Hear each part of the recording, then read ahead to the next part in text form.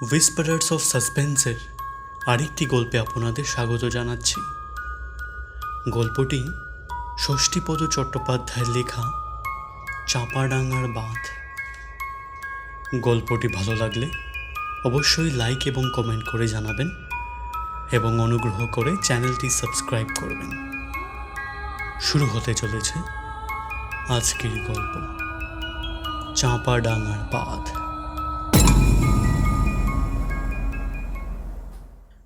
প্রায় 50 বছর আগেরকার কথা।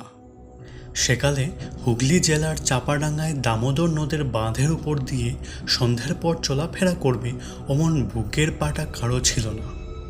কেননা ওইসব অঞ্চলের আশেপাশের গ্রামগুলোতে তখন লোকবসতিও যেমন কম ছিল, তেমনি ছিল ঠ্যাঙাড়ে ও ডাকাতের উপদ্রব।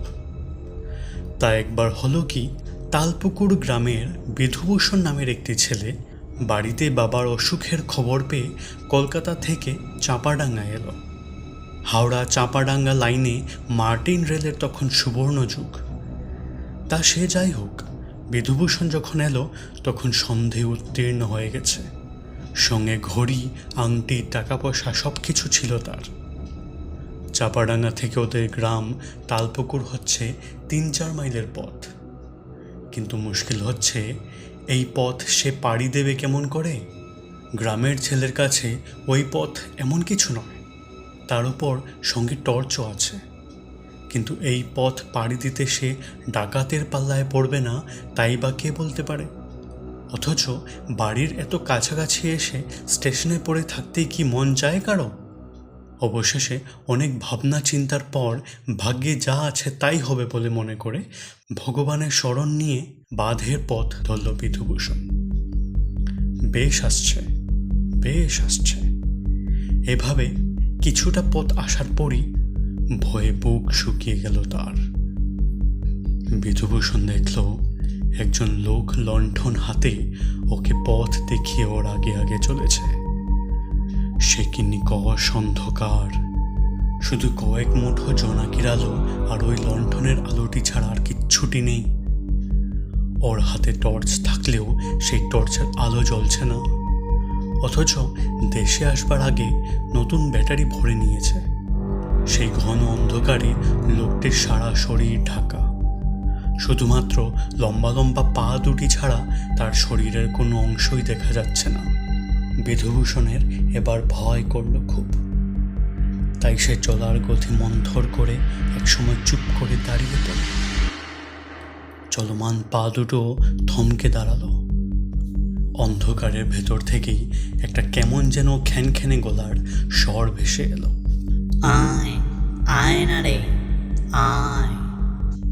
বিধুভূষণ বুঝতে পারল এই অন্ধকারে যাদের ভয় সে করেছে এ তারা নয়, বরং যাদের কথা বারিকের তরেও মনের মধ্যে উঁকি দেয়নি সেই ভূতের পাল্লাতেই পড়েছে সে। ওর শির দ্বারা বেয়ে একটি হিমস্রোত নেমে গেল। বিধুভূষণ বলল, কে তুমি? আমার সঙ্গ নিয়েছো কেন? আমার খুব ভয় করছে তোমাকে। অন্ধকারে কে যেন হেসে উঠল খিলখিল করে। সে কি হাসি, যেন সর্দি বসা ঘর ঘরে হাসি।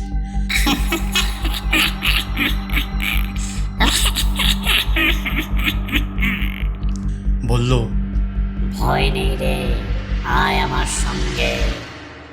বিধুভূষণ সম্মোহিতের মতো আবার চলতে লাগলো তার পিছু পিছু।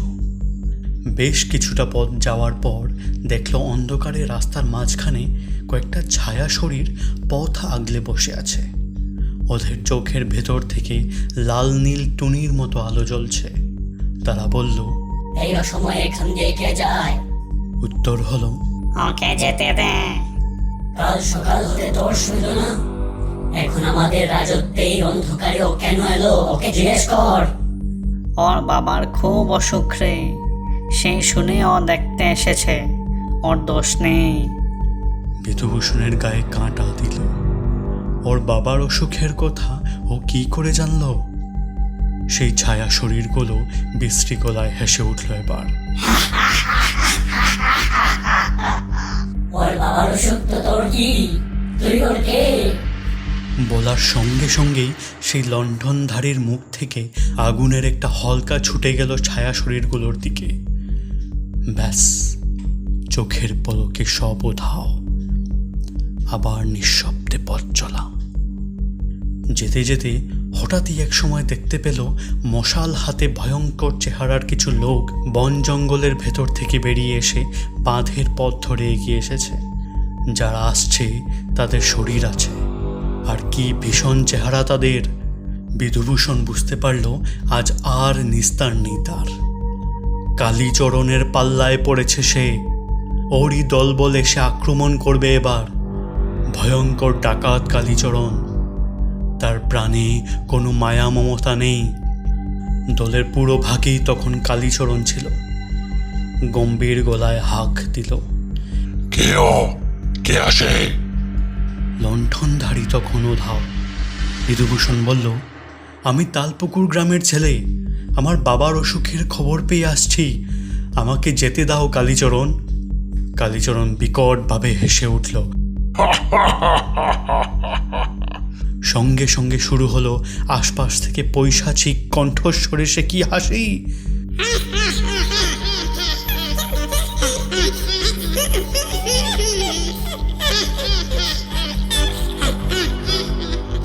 সে এমন হাসি যে হাসি আর থামতেই চায় না। কে আসে? কার হাসে? কে? ধমকে উঠল কালীচরণ। হাসিও থেমে গেল। কালীচরণ বলল, ওরে দুগ্ধপোষ্য বালক, নিয়তির ডাক না পেলে এই দামোদরের বাঁধে রাত দুপুরে কেউ আসে না। তোর মরণ যে ঘনিয়েছে বাবা। অমনি ফ্যাস ফ্যাসে গলায় অন্ধকার থেকে কারা যেন বলে উঠল, তোর মরণ যে ঘনিয়েছে বাবা, যে ঘনিয়েছে, তোর মরণ যে ঘনিয়েছে, তোর মরণ যে। গর্জে উঠল কালীচরণ। কে? কে বলে এই কথা? কে? আবার সব চুপ। বিধুভূষণ এবার মিনতি করে বলল, শোনো কালীচরণ, আমার সঙ্গে যা কিছু আছে সবই তোমাকে দিয়ে দেব। শুধু দয়া করে আমাকে প্রাণে মেরো না। একবার অন্তত ঘরে যেতে দাও। বাবা আমার মৃত্যুশয্যায়, তাকে একবার শেষ দেখাটা দেখতে চাই। কালীচরণ আবার হাসল। বলল, ওরে সাপের লেখা আর বাঘের দেখা, জানিস তো আমি সেই বাঘ। ডাক তোর বাবাকে, ডাক তোর ভগবানকে। আমার নাম কালীচরণ। বলেই সেই বল্লমটা উঁচিয়ে সজোরে ছুড়ে দিল বিধুভূষণের দিকে। বল্লমটা বিধুভূষণের বুকে লেগেই ভেঙে দু টুকরো হয়ে মাটিতে পড়ে গেল। ঢং করে একটা শব্দ হলো শুধু।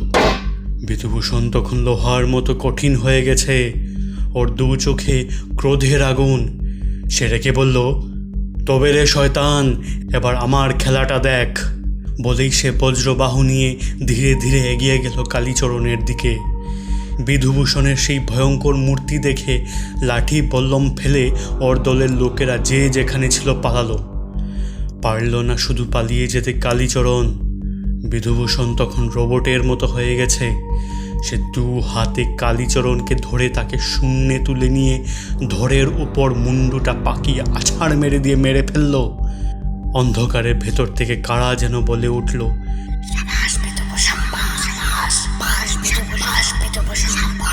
বিধুভূষণ সেরকম লৌহ কঠিন অবস্থাতেই গ্রামের কাছাকাছি চলে এলো। এই চেহারা নিয়ে কি করে ঘুরে যাবে সে? ওর বাড়ির লোকেরা এই অবস্থায় ওকে দেখলে চিনতে পারবে কি? এইসব চিন্তা করতে করতেই গা মাথা ঝিমঝিম করে উঠল তার। দাঁড়িয়ে থাকতে থাকতেই হঠাৎ সেইখানে মাথা ঘুরে পড়ে গেল বিধুভূষণ। পরদিন সকালে গ্রামের লোকজন এসে উদ্ধার করল ওকে। ঘরে নিয়ে গিয়ে চোখে মুখে জলের ঝাপটা দিতেই জ্ঞান ফিরল ওর। বাবা ঠাকুরের কৃপায় ভালোই আছেন, আর বিধুভূষণও যেমন ছিল তেমনিই আছে। ওর শরীরে কোথাও কোনো বিকৃতি নেই। তবে কিনা দুর্ধর্ষ কালীচরণ কাল রাতে কোনো দুষ্টচক্রের হাতে প্রাণ হারিয়েছে। পুলিশ এসে ডেড বডিও নিয়ে গেছে তার। গত রাতের ওই অলৌকিক অভিজ্ঞতার কথা বিধুভূষণ তখনকার মতো কারো কাছে বলল না, এমনকি বাড়ির লোকেদের কাছেও নয়। বলা যায় না কী থেকে কী হয়। সকলকে ভূতের গল্প শোনাতে গিয়ে শেষকালে খুনের দায়ে ধরা পড়বে কি? তবে সেই থেকে বিধুভূষণ আর কখনো ভুলেও রাত্রিবেলা ওই পথে আসেনি।